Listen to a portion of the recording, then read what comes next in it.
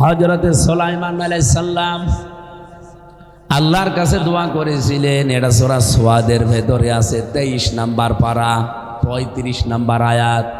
ক্বালা রাব্বিগফিরলি ওয়া হাবলি মুলকান লা ইয়ানবাগি লি আহাদিম মিন বা'দি ইন্নাকা আনতাল ওয়াহ্হাব। সুলাইমান নবী বলে, হে আমার রব, আমাকে মাফ করেন। কথা বুঝতেছে? কোরআনে কারিমে আমি 25 জন নবীর দোয়া পেয়েছি। হযরতে আদম নবী বাদ দিয়ে প্রত্যেকটা নবীর দোয়া আমি মাঝে মাঝে চিন্তা করি। প্রত্যেকটা নবীর দোয়া আছে কোরআনে, শুধু আদম নবীরটা তার নিজের কেন্দ্রিক। তিনি বলেছিলেন, রব্বানা যালামনা আনফুসানা ওয়া ইল্লাম তাগফির লানা ওয়া তারহামনা লানাকুনান্না মিনাল খাসিরিন। এগুলো আমরা পড়ি না? নবীজি বলেন, কোন আদম সন্তান যদি মন থেকে এই দোয়াটা পড়তে পারে, এই আয়াতটা, আল্লাহ তাকে আদম নবীর মতো মাফ করে দেবে।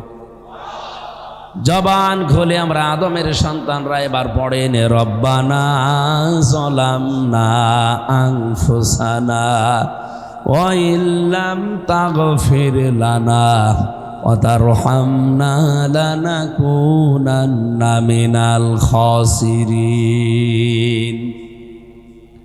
আমার মনে হয় পড়তে পড়তে এত পরিচিত হয়ে গেছে আয়াতটা, এখন অনেকের কাছে বাংলা মনে হয়। সুতরাং এটা আমার দরকার নেই। বাকি 24 জন নবীর দোয়া আমি একটা একটা করে বলবো। সুলাইমান নবী দোয়া করছেন, আল্লাহ আমাকে মাফ করে দেন, আমাকে এমন একটা রাজ ক্ষমতা দান করেন যে আমার পরে আর কাউকে দেবেন না। এই এদিকে তাকান।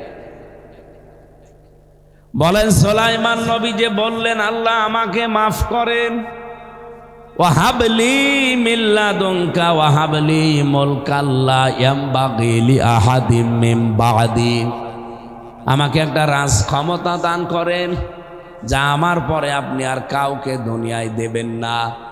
নিশ্চয় আপনি মহাদাতা। বাংলা অর্থ বললাম। এবার আসেন তো একটু ব্যাখ্যার দিকে যাই।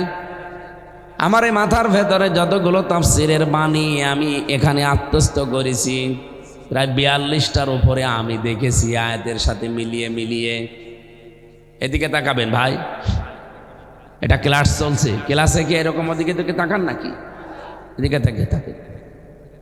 সুলাইমান নবী যে দোয়া করেছিলেন আল্লাহর কাছে, রাজ ক্ষমতা দাও, উনি কি দুনিয়া ভোগ করার জন্য চেয়েছিলেন? কথা বলা লাগবে। টাকা পয়সার মালিক হওয়ার জন্য চেয়েছিলেন? বেশি বেশি বিয়ে করবেন এই জন্যে? কিসের জন্যে? না, উনি চেয়েছিলেন যে আমিও মানুষকে দাওয়াত দেই, ফতোয়া দেই আল্লাহর বিধান মতো, কিন্তু এগুলো কার্যকর করতে পারি না। এগুলো কার্যকর করার জন্য রাষ্ট্র লাগবে, ক্ষমতা লাগবে। সারা জীবন যদি আমি চোরের বিরুদ্ধে ওয়াজ করি, কিয়ামত পর্যন্ত যদি হায়াত পাই, কিয়ামত পর্যন্ত বাংলাদেশে চোরের বিরুদ্ধে ওয়াজ করলে হাত কাটা সম্ভব না, যতদিন ক্ষমতা আল্লাহ আমাদের হাতে না দেবে। আমাদের নবীর দোয়া দেখেন, সূরা বানী ইসরাঈলের 80 নাম্বার আয়াত। বিশ্বনবী দোয়া করছেন, অকুর রব্বি আদখিলনি মুদখালা সিদকি ওয়া আখরিজনি মুখরাজা সিদকি ওয়াজআলনি মিন লাদুনকা সুলতানান নাসীরা। আমার মনে হয় এই আয়াতগুলো যদি কেউ বিবেক একটু খাটায়, এই পৃথিবীতে তার হেদায়েত পাওয়া সম্ভব। আমি আশা করব আপনার বিবেকটা আপনি কাজে লাগাবেন। এবার আমাদের নবী 3টা দোয়া করলেন এই আয়াতে। এই দোয়াগুলো তাকে শিখিয়েছে আমির হামজা। কে বলেন তো? দোয়া কবুল করবেন কে? সে আল্লাহ যদি শিখিয়ে দেয় তাহলে কবুল করতে দেরি হওয়ার কথা। কথা বুঝে শুনে বলেন। আমি প্রিন্সিপাল সাহেবের কাছে গেলাম, উনি আমাকে বলছে যে এইভাবে দরখাস্ত লেখো, এ দরখাস্তটা আমার কাছে জমা দিয়ে যাও। উনি যেইভাবে ভাষায় লিখতে বললেন আমি ওইভাবেই লিখেছি। শেষে লিখলাম ইতি আপনার অনুগত ছাত্র আমির হামজা। একেবারে যা লিখতে বলেছে 15 লাইন আমি তাই লিখেছি। বলেন তো এইটা অ্যাকসেপ্ট করতে, গ্রহণ করতে, কবুল করতে দেরি হওয়ার কথা?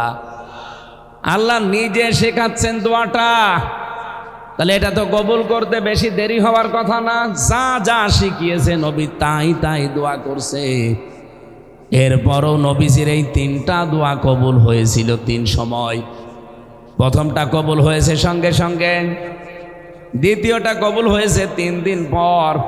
3 নাম্বার দোয়া যেটা ওয়াজআলনি মিন লাদুনকা সুলতানান নাসীরা, এই দোয়াটা কবুল হয়েছিল 6 মাস পর। উনি বলেছিলেন রব্বুল আলামিন আমাকে নিরাপদে বের করে দাও, আর মদিনাতে যদি পৌঁছিয়ে দাও তাহলে রাস্তায় যেন কোনো বিপদ আপদ না আসে, নিরাপদে পৌঁছিয়ে দিও। আর মদিনাতে যাবার পরে এমন একটা রাজক্ষমতা আমাকে দাও যার ভেতরে তোমার সাহায্য থাকে। ও ঢাকাবাসী, জ্ঞানী মানুষ আপনারা রাজধানীতে বাস করেন, বলেন তো নবীজি যে ক্ষমতা চাইলেন আল্লাহর কাছে, আল্লাহর শেখানো দোয়া, উনি কি দুনিয়া ভোগ করার জন্য চেয়েছিলেন? বেশি বেশি বিয়ে করবেন এই জন্যে, বেশি বেশি সন্তানাদি জন্ম দেবেন এই জন্যে, পুরা মদিনা তার নামে লিখে নেবেন এই জন্যে? কেন? এই সহজ কথাটা বোঝেন না? আল্লাহ পাক বলেন ইন্না আনজালনা আলাইকাল কিতাবা বিল হক লিতাহকুমা বাইনান নাসি বিমা আরাকাল্লাহ ওয়ালা তাকুল লিল খায়িনিনা খাসীমা। সূরা নিসা 5 নাম্বার পারা, এটা 14 নাম্বার পৃষ্ঠায় আছে। 15 নম্বর লাইনে 105 নাম্বার আয়াতে পাবেন। আল্লাহ বলছেন হে নবী, আপনাকে আমি এই কিতাবটা সত্য সহকারে দিয়েছি। কি করবেন? শুধু চুমা খাবেন আর তাকের উপরে রেখে দেবেন। লিতাহকুমা বাইনান নাস, যেন আপনি বিচার করতে পারেন মানুষের ভেতরে এই কোরআন দিয়ে। কিভাবে? বিমা আরাকাল্লাহ, যেভাবে আল্লাহ আপনাকে দেখিয়েছেন। তাহলে বিচার ব্যবস্থায় যে নিয়ম নীতিগুলো কোরআনে আছে এগুলো দেখিয়েছে কে? যেমন চুরি করলে হাত কেটে দাও, জেনা করলে সঙ্গে সার করো, ডাকাতি করলে বিপরীত দিক থেকে অঙ্গ কেটে দাও। এই যে বিধানগুলো, এগুলোকে আমার বানানো না, আল্লাহ দিয়েছেন এবং দেখিয়েছেন। আল্লাহ বলেন শুধু আমি দেখাইনি, আমি দিয়েছি এবং দেখিয়েছি। কিভাবে কিভাবে করা লাগবে আল্লাহ সব জিবরাইলকে দিয়ে দুনিয়ায় দেখিয়ে দিয়েছেন। ওয়ালা তাকুল লিল খায়িনিনা খাসীমা, হে নবী আপনি বিশ্বাসঘাতকদের অনুসরণ করবেন না। সুতরাং কোরআনের বিচার ব্যবস্থা যারা চায় না, আল্লাহর কসম এই আয়াত অনুযায়ী তারা আল্লাহর কাছে বিশ্বাসঘাতক। শব্দটা শুনলে যেমন কেমন মনে হচ্ছে? বিশ্বাস। আরো জোরে বলেন। আমার প্রশ্ন আমার মনে হয় জবাব পেয়ে গেছেন যে নবীরাই যে 24 জন নবী একাধারে দোয়া করছে, আল্লাহ আমাকে রাজ ক্ষমতা দাও। এক একজনের দোয়ার এক এক রকম নিয়ম নীতি ছিল, কিন্তু সব দোয়ার সামারাইজ এইটাই যে রাষ্ট্র ক্ষমতা আমি চাই, তোমার বিধান যেগুলো দেখে দেখে চলার কথা ওইভাবে চলতে চাই। 54 বছরে কোরআনের কোন বিধান দেখে আপনি এদেশে চলতে পেরেছেন বলেন তো? একটাও না। আপনার বিবেকে কি কোনোদিন একটু চিন্তা আসে না যে বিমা আরাকাল্লাহ দিলেন আল্লাহ, যে আমি আল্লাহ যেভাবে তোমাকে দেখিয়েছি ওইভাবে তুমি কোরআন দিয়ে বিচার করবা?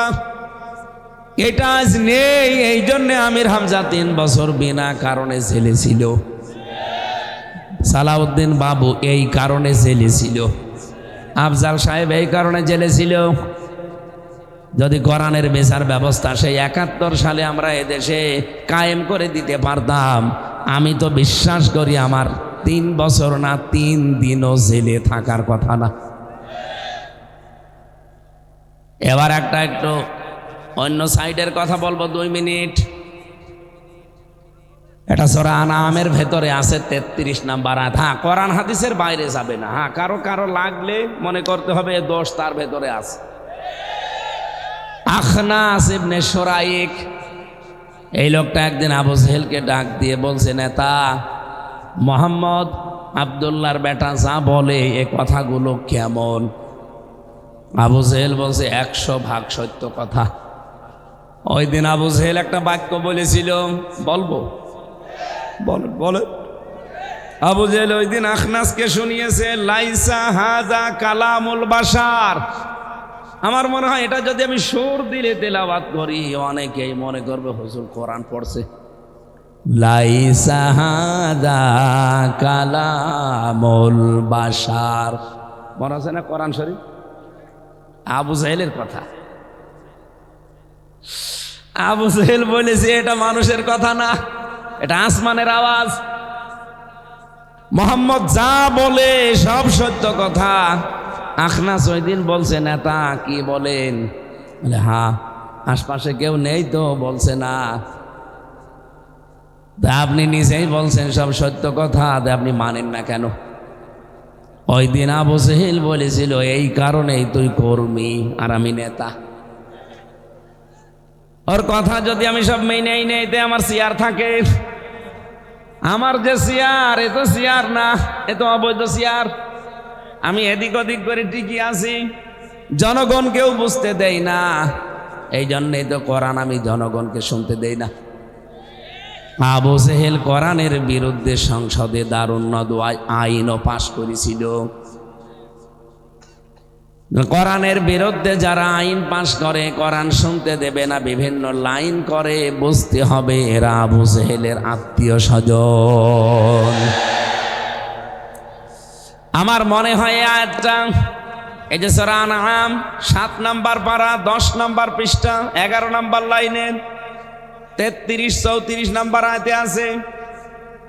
ওই দিন আল্লাহ পাক নবীকে এই কথা জানিয়েছেন, কদ না'লামু ইন্নাহু লা ইয়াহযুনুকাল্লাযী ইয়াকুলুনা ফাইন্নাহুম লা ইউকাযযিবুনাকা ওয়ালাকিন্নাজ যালিমিনা বিআয়াতিল্লাহি ইয়াজহাদুন। হে নবী, আমি অবশ্যই জানি ওরা যা বলে এতে আপনার কষ্ট হয়। ওরা আপনাকে যে সমস্ত নাম দিয়েছে, জাদুকর বলে, আপনাকে পাগল বলে, কবি বলে, গণক বলে, আপনার কষ্ট হয় আমি জানি। কিন্তু দেখেন কোনদিন ওরা আপনাকে মিথ্যাবাদী বলতে পারে না। ফাইন্নাহুম লা ইউকাযযিবুনাকা, ওরা কিন্তু আপনাকে মিথ্যাবাদী আজও প্রমাণ করতে পারেনি। ওয়ালাকিন্নাজ যালিমিনা বিআয়াতিল্লাহি ইয়াজহাদুন, বরঞ্চ যারা জালেম তারা আল্লাহর আয়াতকে অস্বীকার করছে, করবে। ইয়াজহাদুন এটা মোজারে, বর্তমান, ভবিষ্যৎ, প্রেজেন্ট, ফিউচার। আল্লাহ ইয়াজহাদুন বহু বচন দিয়েছেন কেন? কিয়ামত পর্যন্ত এরকম বহু অস্বীকারী আসবে। এখন যেমন আছে, এই আয়াত যতদিন থাকবে ততদিন দুনিয়াতে এই শ্রেণীর মানুষ আসবে। ওরা জেনে শুনে বুঝে নবীদের যেমন বিরোধিতা করেছে, নবীর আলেমদেরও বিরোধিতা করবে। খুব ভালো করে তারা জানে আমির হামজা জীবনেও বানিয়ে কথা বলতে পারবে না, কারণ এই কোরআনের ভেতরে বানিয়ে কথা বলার কোনো সম্ভাবনা। লা ইয়াতিহিল বাতিলু মিন বাইনি ইয়াদাইহি ওয়ালা মিন খালফিহি তানজিলুম মিন হাকিমিন হামিদ। এমন ভাবে কোরআন আমি আল্লাহ বানিয়েছি, এর ডান থেকে, বাম থেকে, উপর থেকে, নিচ থেকে কোনো বাতিল প্রবেশ করার কোনো অধিকার নেই। করলেই আল্লাহ ধরিয়ে দেবে। এই যে আবুল সরকারকে ধরিয়ে দিয়েছে, শয়তান আয়াত পড়ছে, কুল আউযু বিরাব্বিন নাস, আল্লাহ নাচতে বলেছে। জীবনেও কেউ কিছু দিয়ে আপনি টিকে থাকতে পারবেন না, যেভাবে হোক ধরা পড়ে যাবেন। এর আগে একবার হাসিনা বলেছিল লাকুম দীনুকুম ওয়ালিয়া দীন, রাহুল বুখারী ধরা খেয়ে গেছে। এত বড় বড় মহারাজারাই পারে নাই, আর আমি তো ছোট মানুষ। আপনিও বিশ্বাস করেন আমির হামজা জীবনেও কোরআনে কোনো কথা ঢোকানো সম্ভব না, কারণ এটার গ্যারান্টি দিয়েছেন কে? এর পরেও দেখবেন অনেক মানুষ উঠে চলে যাবে, মানতে চাবে না। তারা জানে যে এগুলো মানতে গেলে আমার দলই থাকে না। আমি আপনার শত্রু না। আল্লাহর কসম, কোরআনে কারিমে যেগুলো যেভাবে পড়েছি আমার মাথায় যা আছে আমি ওইভাবে ডেলিভারি দেব। আজকে খুব গুরুত্বপূর্ণ পয়েন্ট আছে। আমি সেদিন মালয়েশিয়াতে এই 6টা বিষয়ের ওপর আলোচনা করেছিলাম। মালয়েশিয়া ইন্টারন্যাশনাল ইসলামিক ইউনিভার্সিটি, যেটা একটা সেমিনার ছিল, অনেকগুলো দেশের শিক্ষক এসেছিল। চীন থেকে দিয়েছিল 10 মিনিট। আমি এই 6টা পয়েন্ট বলার পরে যারা ছিল প্রায় 100 জনের অন্তত 80 জনের মনে ধরেছে যে হ্যাঁ, এইভাবেই কথা বলতে হয়। আমরা ওইটা আজকে একটু ডেলিভারি দিতে চাই কোরআন দিয়ে। আশা করছি যদি মন দিয়ে শোনেন, আল্লাহর কসম আপনিও এখান থেকে কিছু নিয়ে যেতে পারবেন। আবু জেহেল যে বুঝে শুনে দেখে বিরোধিতা করেছে, ওর কি উপকার হয়েছে না ক্ষতি হয়েছে? আরো জোরে বলেন। আজকে এটা পোস্টারিং করা, মাইকিং করা, না মাইকিং হয়নি, 4-5 দিন ধরে মাইকিং করছে এলাকায়, পোস্টারিং করে সে ফেলেছে এলাকা, ফেসবুকে দিয়েছে, ইন্টারনেটে চলছে। যাদের কানে আওয়াজ গেল সবাই কি এসেছে? বলেন বলেন। যারা আসলেন না, যে আমির হামজাও দল করে, রাজনীতি করবে, এরকম কথা মনে করি, তাদের আল্লাহ একটা সুসংবাদ দিয়েছেন। সুতরাং যারা আসেননি তারা সুসংবাদ পাবেন এবার। এটা সূরা জাসিয়ার ভেতরে আছে, 8 নম্বর আয়াত, 25 নম্বর পারা, 18 নম্বর পৃষ্ঠার 1ম নাম্বার লাইনে আছে, 1ম নাম্বার রুকুতে, ইয়াসমাউ আয়াতিল্লাহি তুতলা আলাইহি সুম্মা ইউসিরু মুস্তাকবিরান কাআল্লাম ইয়াসমাআহা ফাবাশশিরহু বিআযাবিন আলীম। বলেন আল্লাহু আকবার। ইয়াসমাউ আয়াতিল্লাহ, যাকে শোনানো হয়েছে যে আল্লাহর আয়াত শোনানো হবে তোমাদের। কথা বলতে আসবে কুষ্টিয়া থেকে, চুয়াডাঙ্গা থেকে, চাঁপাইনবাবগঞ্জ থেকে, অমক অমক আলেম। এই আওয়াজ যাদের কানে গেল, সুম্মা ইউসিরু মুস্তাকবিরান, এই আওয়াজগুলো শোনার পরও অনেকেই অহংকার করে নিজের জায়গায় বসে আছে, আসে নাই। এমনকি অনেকেই চার দোকানে বসে এখনো পর্যন্ত গীবত করছে।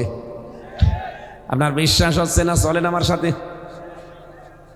বিভিন্ন চার দোকানে বসে দেখেন কি গেজানো গেজাচ্ছে, মনে হচ্ছে তো বড় মুফাসসির হয়ে গেছে। আল্লাহ পাক বলেন কাল্লাম ইয়াসমাআহা, মনে হয় ও যেন আমার কথা শোনেই নাই। এত যে মাইকিং করেছে আবুল কাশেম ভুইয়া, আবুল কাশেম সরকানা ফকির, এত পোস্টারিং করেছে, এত কিছু প্রচারণা, ও মনে হচ্ছে শোনেই নাই। এই আচরণ যারা কোরআনের সাথে করলেন তাদের একটা সুসংবাদ আছে, ফাবাশশিরহু বিআযাবিন আলীম। আল্লাহ পাক বলেন তাদের জন্য যন্ত্রণাদায়ক আযাব। এটা কি সুসংবাদ? তো বাংলা অর্থে আল্লাহ কিন্তু এইটাই দিয়েছেন, ফাবাশশিরহু, হে নবী আপনি তাকে সুসংবাদ দেন, আযাবিন আলীম, যন্ত্রণাদায়ক আযাবের। সুতরাং যারা আসেন না রাজনীতি মনে করে বিভিন্ন শ্রোতা নাতা আমার উপরে দিয়ে, আপনাদের খুব কাজ ভালো হয়নি। কথা বলেন না কেন? আপনি বোঝেন আল্লাহর আযাব, এটা শুধু আখেরাতের জন্য না, দুনিয়াতেও যদি আল্লাহ আযাব পাঠায়। এ শরীরের ভেতরে এখন 5.5 কেজি রক্ত চলাচল করছে। বিজ্ঞান এখন দেখাচ্ছে যদি এই 5 কেজি রক্তের ভেতরে 5 প্রকার ক্যান্সার হয়, যে কোনো এক প্রকার আল্লাহ লাগিয়ে দেয়, 14 বংশ বিক্রি করে ঔষধের পয়সা হবে না। আল্লাহর আযাব যেন না আসে সে ব্যবস্থা করবেন। অথচ আল্লাহর আযাব আমরা নিয়ে আসার জন্য কোরআনের সাথে যে আচরণগুলো করেছি, আল্লাহ যদি রাগ করে আযাব পাঠায়, কোন বাবা আপনারে বাঁচাবে বলেন? এটা তো দুনিয়া গেল একটা বললাম, কিয়ামতের ময়দানের আযাব আমি পড়েছি কোরআনে, আল্লাহ পাক বলেন লাওয়াহাতুল লিল বাশার আলাইহা 19। এমন একটা ঘরে আমি তাকে মরণের পর প্রবেশ করাবো, যারা কোরআনের সাথে অহংকার করে চলেছে দুনিয়ায়, এদেরকে শুধু ঘরে প্রবেশ করাতে দেরি হবে, চামড়া খসাতে দেরি হবে না। নাজ্জাআতাল লিশাওয়া, এদের শরীরের চামড়া এ ঘরে ঢুকলেই খসে যাবে। আমি আয়াতটা তাফসীর সহ পড়েছিলাম জেলখানায়। রিমান্ডে থাকাকালীন আমার আগে এক ভাইকে নিয়ে গেল, ভালো মানুষ গেল, আসার সময় দেখি চিল্লাচ্ছে, কি হয়েছে আপনার? দেখি ওর হাতের আর পায়ের নখ সব তুলে ফেলেছে, চামড়া, এই চামড়াও তোলে। আমাকে মেশিনগুলো দেখিয়েছিল কিন্তু আমার তোলেনি, আমার আগে তুলেছিল একজনকে। এভাবে চাপ দিয়ে ধরবে, প্লাস দিয়ে টান দিতে দিতে যখন বড় হয়ে যাবে, এত জোরে টান দেয় চামড়া ফট করে উঠে আসবে। শুধু উঠে আসবে না, ওর উপরে তখন লবণ ছিটিয়ে দেয়। চট্টগ্রামে বাড়ি ওনার, আমার পাশের রুমে ছিল, আমি দেখেছি। ওই যে মিনি আয়না ঘর যেটা ছোটটা, ওর ভেতরে আমরা ছিলাম। নখ তুলে দেখি এমনি দিয়ে রক্ত বের হচ্ছে। কি ভাই এখানে কি অবস্থা? নখ নেই। সে নখ তুলে ছিঁড়ে দেয়নি, এর ভেতরে সুই দিয়েছে।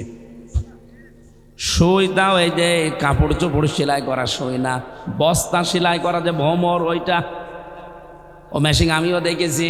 আমারে বলছে হুজুর এইটা দিয়ে আমরা নখ তুলি, আর এইটা নখ তোলার পরে ভেতরে ঢোকাই। এই দেখেন কোরআন শরীফ হাত দিয়ে বলছে এটা কোরআন শরীফ। আমার রিমান্ডে যে লোকটা ছিল শেখ ইমরান হোসেন আর জাহিদ হাসান, এ দুইটাই এসপি। আর একটা যেটা প্রধান ছিল ওটা আসাদুজ্জামান, কাউন্টার টেররিজমের প্রধান গোপালী। এই গোপালীটা আমারে বলছিল যে এই যে এইটা দিয়ে নখ তোলার পরে আমরা এই ভোমর দেই। ভোমরের এক মাথা আবার সুসলো করা, যাওয়ার সময় ভালোই, কিন্তু আসার সময় গোস্ত টেনে বের করে নিয়ে আসে। একদিকে নখ তুলেছে, চামড়া তুলেছে, ভোমর ঢুকিয়ে যখন বের করে ফিনকি দিয়ে রক্ত বের হয় তখন লবণ দেয়।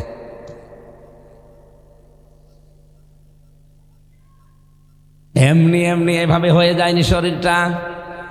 বলেন তো, আমার 19 সালে 18 সালে শরীর এরকম ছিল। কণ্ঠটাও নষ্ট করে দিয়েছে শয়তানরা, এমন এমন খাবার দিয়েছে।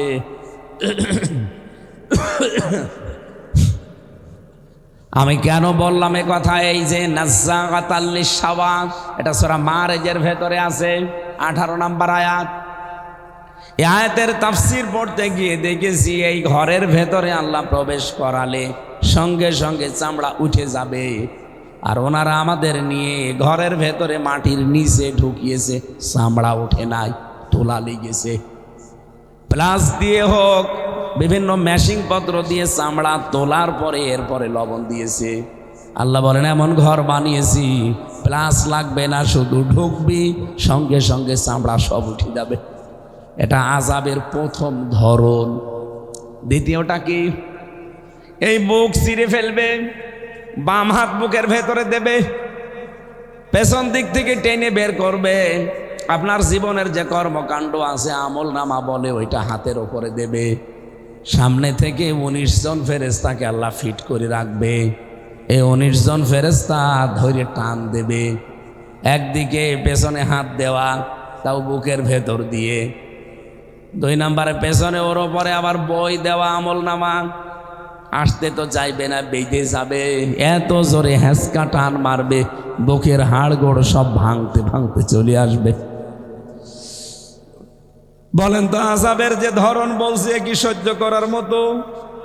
বলেন বলেন। সুতরাং যারা আসেন নাই খুব লাভ করেননি।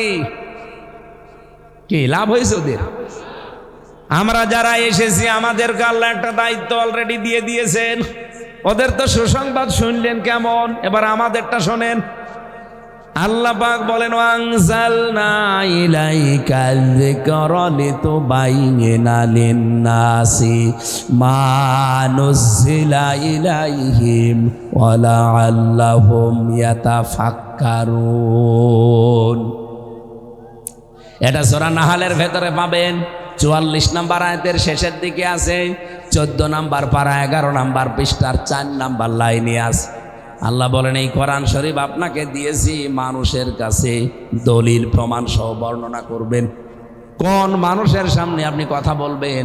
লিতুবাইয়িনা লিন-নাস, যারা জীবিত মানুষ। কি মানুষ? বাংলাদেশের সিস্টেম মনে হচ্ছে আবার আগের মতো ফিরে যাচ্ছি আমরা। 15.5 বছরে আমাদের জীবিত মানুষদেরকে কোরআন শোনানো বড় কঠিন হয়ে গিয়েছিল। যারা জীবিত মানুষদের কোরআন শোনানোর কথা শুনলে 44 ধারা জারি করে দিত, হট্টগোল বাঁধিয়ে দিত, 14 জায়গায় অনুমতির সিস্টেম করত। এই কথা বলছে না কার? মূল কথা এই কোরআন যেন জীবিত মানুষ শুনতে না পারে। অথচ ওই লোকটা যে বাধা দিয়েছে, ওর মা মরে যাক, বাবা মরে যাক, আমারে ডাক দিয়ে বলবে হুজুর কোরআন পড়ে দেন। তোর বাবা মা মরে গেছে, এখন কোরআন পড়ে করবো কি? জীবিত থাকতে পড়লে কাজ হতো। কথা বলেন না কেন? আমার মনে হয় সিস্টেম আবার বাংলাদেশে অনেকে ঘুরিয়ে নেওয়ার চেষ্টা চালাচ্ছে। গান হয় 7 দিন ধরে, কোনো অসুবিধা নেই। বই মেলার নাম দিয়েছে বই নেই, বৃক্ষ মেলার নাম দিয়েছে বৃক্ষ নেই, শিশু মেলার নাম দিয়েছে শিশু নেই, শুধু শিশুর খালারা আর মামারা। তাও বুড়ো খালা বুড়ো মামা না, সব এই বয়সী খালা মামা। শিশু মেলা নাম সব খালারা মামারা এসেছে, খালি অ্যাক্সিডেন্ট করে। কথা বলছে না কেন? এইরকম মেলায় কোনো বাধা নেই, কোরআনের কথা জীবিত মানুষদের শোনানো হবে। এই জায়গায় নাকি যত রকমের সমস্যা, এমনকি কথাও বলা হয় যে না, কোরআনের নাম নিয়ে রাজনীতি করে। আমি তো আগেই বলেছি, কেন আপনি এ লাইনে আমারে নিয়ে আসলেন? আপনি যদি ওই দিন আমারে ফতোয়া না দিতেন যে ফতোয়াই দিতে পারো, কার্যকর করতে পারো না, আল্লাহর কসমে লাইনে আমি এখনই আসতাম না, আরো পরে আসতাম। আপনি নিজেই আমারে রাস্তায় তুলে দিয়েছেন, এখন নেন। মনে ছিল না? কথা বলছে না? কি যেন বলেছিলাম? পাগলকে যদি বলা হয় নৌকা নাড়াবে না, ও বলে আমার মনে ছিল না। আপনি মনে করে দিলেন কেন? এবার নেন। মাজায় গামছা বেঁধে সত্যি কথা বলছি, এবার লেগেছি। আল্লাহর কসমে দেশে আমার চিন্তা ভাবনা কোরআন এবার বিজয়ী হবে। হয় আপনাকে নিয়ে হবে, আর আপনি যদি যেতে না চান আপনাকে রেখে কোরআন এবার সংসদে যাবে। আমরা এটাই চাই। জামাত ইসলামী বাংলাদেশ, চরমনাই পীর, বিএনপি, এটা বুঝি না আল্লাহর কসম। বিএনপি যদি আজকে ঘোষণা দেয় ক্ষমতায় গেলে আমরা কোরআনের বিধান চালু করব, সবাইকে বলবো বিএনপিকে সাপোর্ট করেন। জামাত ইসলাম যদি বলে আমরা ক্ষমতায় গেলে কোরআনের বিধান চালু করব, সবাইকে বলবো জামাতকে সাপোর্ট করেন। আমরা চাই এই বিধানটা এবার দেখতে। 54 বছর শুধু রসগোল্লার ওয়াজ করেছি আফজাল সাহেবের সামনে, খাওয়াতে পারিনি, এবার খাওয়াবো। খাওয়ানোর পরে বলবো কেমন লাগে, জীবনও ভুলতে পারবে না। একবার রসগোল্লা যে খেয়েছে ও আবার খেতে চাইবে। 55 বছরের জন্য বাংলার মানুষ আল্লাহর কসম আফসোস করবেন, কেন এর আগে কোরআন শরীফকে সংসদে পাঠালাম না। এই জন্য নবীরা যে দোয়া করেছিল আমাদেরও একই দোয়া। দুনিয়া ভোগ করার উদ্দেশ্য আল্লাহর কসম আমার নেই, তাহলে আমি মালয়েশিয়া থেকে, সিঙ্গাপুর থেকে আল্লাহর কসম আমি আসতাম না। ওখানে আমার লাইফ আমি সেটেল করে নিতাম, এর চাইতে বহু সম্মানে ছিলাম ওখানে।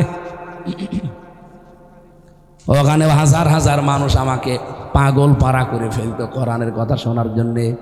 আর অর্থনৈতিক টাকা পয়সা তো পায়ের কাছে নিয়ে ফেলে রাখতো।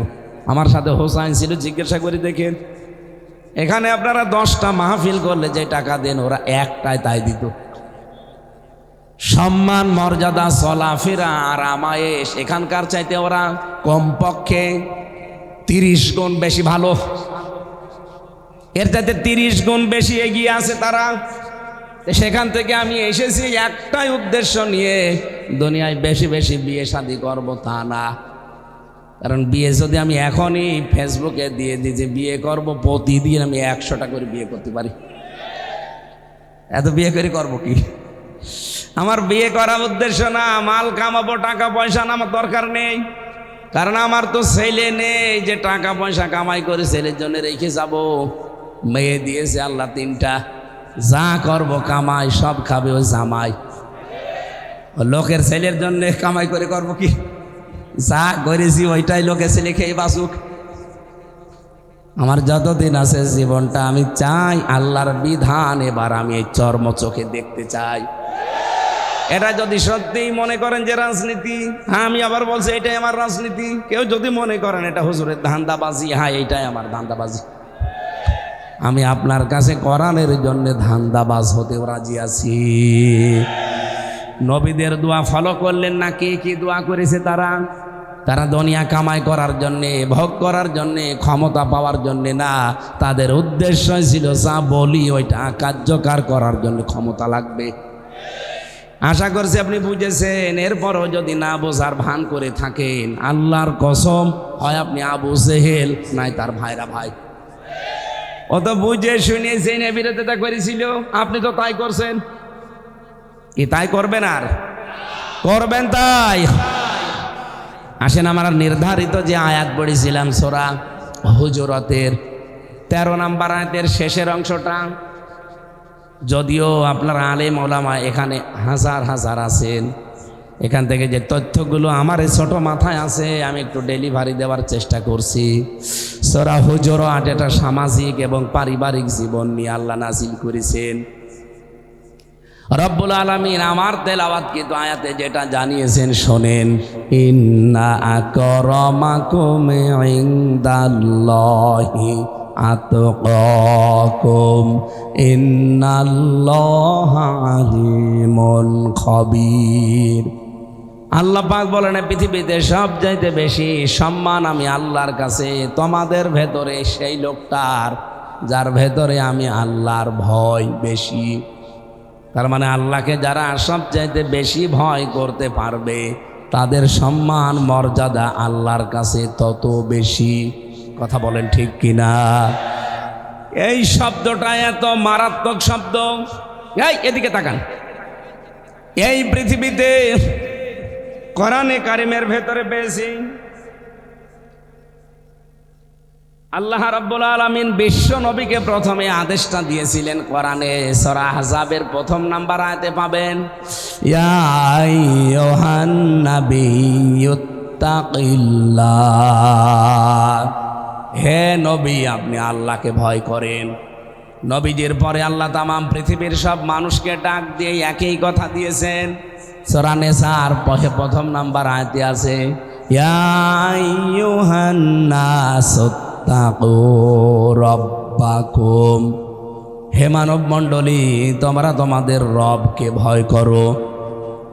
এরপরে আমি পেয়েছি তামাম পৃথিবীতে আল্লাহ যত উম্মত পাঠিয়েছিলেন এর আগে প্রত্যেকটা উম্মতকে আল্লাহ একই আদেশ দিয়েছেন, ওয়ালাকাদ ওয়াসাইনাল্লাযীনা উতুল কিতাবা মিন ক্বাবলিকুম ওয়া ইয়্যাকুম আনিত্তাকুল্লাহ।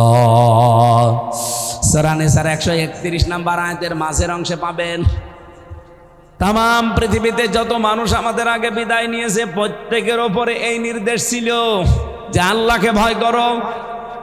এরপরে মহান আল্লাহ এই পৃথিবীতে যারা ঈমানদার তাদেরকে আল্লাহ ডাক দিয়ে বললেন তোমাদেরকেও আদেশ দিলাম, ইয়া আইয়ুহাল্লাযীনা আমানুত্তাকুল্লাহা ওয়াল তানজুর নাফসুম মা কদ্দামাত লিগাদ ওয়াত্তাকুল্লাহা ইন্নাল্লাহা খবীরুম বিমা তা'মালুন।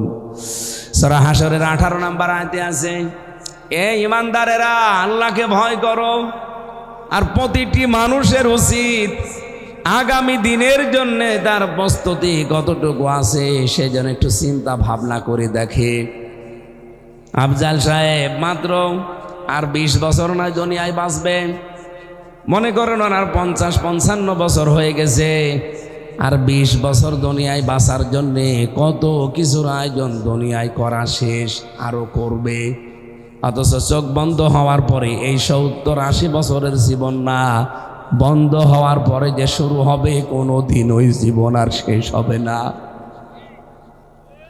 আল্লাহ এই জন্য আল তানজুর নাফসুম মা কদ্দামাত লিগাদ দিয়েছেন। নাজারা ইয়ানজুরু মানে গবেষণা করে দেখা, আর র মানে দেখা। এমনিতে যা দেখি এইটার নাম র।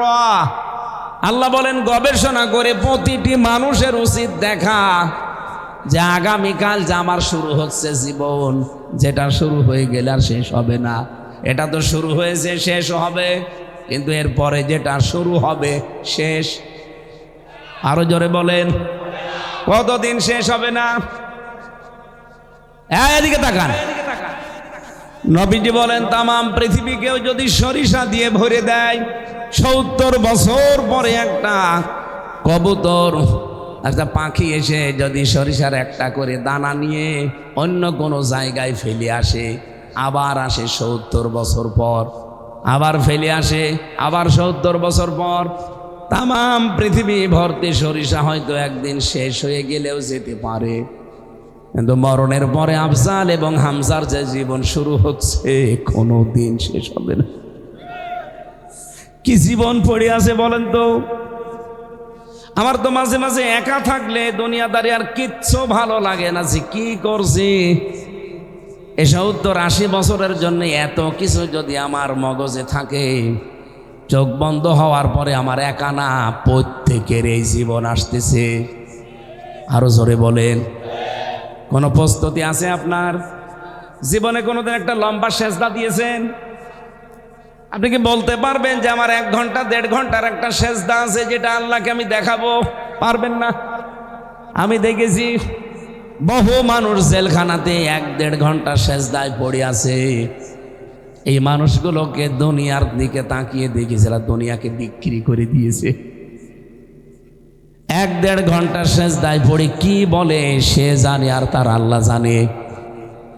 কিয়ামতের দিন এই লোকটাও দাঁড়াবে, হামজাও দাঁড়াবে। আমার তো এরকম গোপনে কিছু করা আল্লাহর কাছে দেখানোর মতো নেই, উনি দেখাতে পারবে। ও ভাইরা, আমি আমার ইমান থেকে বলছি, এখনই সংশোধন হওয়ার সময়।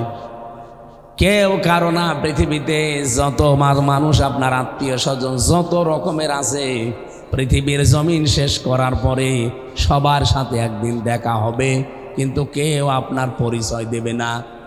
প্রথমে আমি পেয়েছি ভাইয়ের নাম, মায়ের নাম, বাবার নাম, স্ত্রীর নাম, সন্তানের নাম, বন্ধুর নাম, এরপরে নেতা যারা নেত্রী আছে এদের নাম। এই মানুষগুলো কিয়ামতের দিন আপনার সাথে দেখা হবে, কিন্তু কেউ আপনার পরিচয় দেবে না, দেখলেই দৌড় দেবে। কিন্তু একজনের সাথে আর কোনো দিন এই দুনিয়ার জমিন শেষ করার পরে আর দেখা হবে না, তিনি হচ্ছেন আপনার বোন। কি বললাম? কথা বুঝতেছেন? সবার সাথে মরণের পরে আপনার দেখা হবে একবার, কিন্তু পরিচয় দেবে না সে, কারণ সম্পর্ক মরণের পরে সব কাট হয়ে যায়। ফাইদা নফিখা ফিস-সূর ফালা আনসাবা বাইনাহুম, এই যে নসব আনসাব দিয়েছেন, কোন রকমের সম্পর্ক আল্লাহ রাখবে না। সে আত্মীয়তার সম্পর্ক হোক, দলীয় সম্পর্ক হোক, বংশগত সম্পর্ক হোক, কোনো সম্পর্ক থাকবে না, সব আল্লাহ বলেন কাট হয়ে যাবে। ইয়াউমাইযি ওয়ালা ইয়াতাসালুন, এমনকি কেউ আপনার সম্পর্কে জিজ্ঞাসাও করবে না যে হামজা কেমন আছো। কিন্তু একজনের সাথে আর কোনো দিন আপনার সাক্ষাৎ হবে না, দেখাও হবে না, সেটা আপনার বোন। আমি আয়াতের তাফসীর পড়তে গিয়ে দেখেছি বোনের সাথে যেহেতু কোনো দিন আর দেখা হবে না, এই জন্য আমরা যারা জ্ঞানী মানুষ আছি, দুনিয়ায় যাদের বোন আছে, বোনের হক ফাঁকি দেবেন না। যেহেতু তার সাথে আর কোনোদিন আপনার দেখাও হবে না, সাক্ষাৎও হবে না, কথাও হবে না, এই দুনিয়ায় শেষ। কিন্তু বহু মানুষ আমরা দেখি এই পৃথিবীতে বোনের সম্পদ আত্মসাৎ করে মেরে খায় না। ঢাকায় সব নেই? বলেন বলেন। আপনি আসুন কেন? আপনার কাছে কিছু আছে? এখানে বসে থাকুন। এটা বিশেষ করে কোনটা তো করার জন্য এসেছি। এখানে নড়াচড়া করবো, বসে না বল। ওয়াজ যারা দেয় এরা শুনে না তো, তাহলে বিভিন্ন জিনিস দেখি বেড়ায় না। ওর কাছে কি কি চাইছে? ওর ডিস্টার্ব করা কি দরকার? এ এলাকায় মনে হয় ক্লাসের ভেতরেও চা খায় নাকি স্যার? না না না, এরকম করছে কেন? আমি ক্লাস করাচ্ছি না একটা। ও ঢাকাবাসী, আমার এই ব্রেনের ভেতরে বাস্তবতা আমি যা ঢুকিয়েছি দেখেন, এই দেশে কোনো ভাই আমার যতটুকু বিশ্বাস সে জীবনে ওই আয়াত শোনার পরে আর চাইবে না যে আমার বোনকে আমি ফাঁকি দেই। কিন্তু আমরা 100 জনের প্রায় 90 জন আজ ফাঁকি দিচ্ছি, যাদের কারণে সেটা হচ্ছে আমার বউ। আমার বউর কারণে আমার বোনকে আমি ফাঁকি দিচ্ছি, তার অধিকার নষ্ট করছি। আমি জানি মেয়ে লোক এই কথা শুনলে এখনই বরদোয়া করবে যে হুজুর মরুক, মরবো। আমি মরবো তাও বলবো, কারণ এটা বাস্তব আছে কিনা বলেন। হাজারো বোর কারণে তার ভাইরা 100 ভাগ বোনের হক আদায় করতে আজ পারছি না। এরকম 10 জাল বউ আছে, কার হাত তোলেন তো? ঢাকায় তো নেই, আমি আলহামদুলিল্লাহ। ওই যে একজন আছে, হ্যাঁ, ও মনে হয় বাইরের জেলা, ও ঢাকার হলে হাত তোলে। সম্মানিত মা বোনেরা, মাপ চাচ্ছি আপনাদের কাছে, আলহামদুলিল্লাহ। আপনাদের কোনো স্বামী হাত তোলে না, যে 2 জন হাত তুলেছে মনে হয় রংপুরে। রংপুরের না হলে হাত তোলে? যাক আলহামদুলিল্লাহ, অনেক ভালো আছেন।